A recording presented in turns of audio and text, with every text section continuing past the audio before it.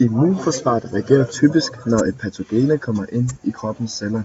De makrofager, som kommer i kontakt med patogenet, cellen sender nu antigen på ydersiden af cellen.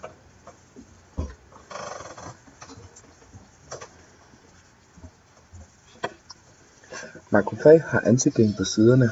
Makrofag aktiverer en T-hjælpecelle, som kan genkende antistofferne. Makrofag udsender et kemisk alarmsignal, interleukin 1, der stimulerer T-hjælpecellen til at udsende interleukin 2. Immunforsvaret går to veje fra dette punkt af.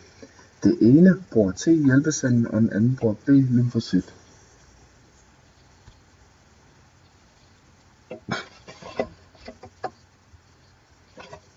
Almindelige celler, der bliver inficeret med patogenerne, kan også vise antigen. Kroppen laver 1 million forskellige T-dræberceller. Hver type er i stand til at genkende forskellige antigener. Den dræbercelle, som genkender antigenet fra en inficeret celle, den binder sig nu til den inficerede celle og producerer kemikalier, som dræber den inficerede celle.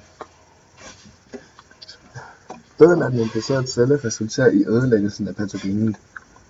B-lymfocytterne findes også i millioner og er også i stand til at genkende et bestemt antistof.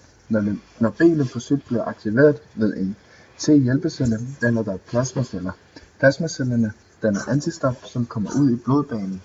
Dette antistof kan binde sig med antigenet, som kommer ved infektion. Dette gør, at patogenet bliver ødelagt af makrofagerne.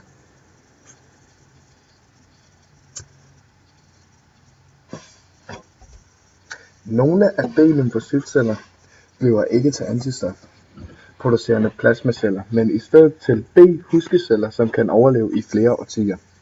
På grund af disse B-huskeceller kan det sekundære immunrespons ved en infektion af samme patogen i fremtiden kunne reagere hurtigere og stærkere.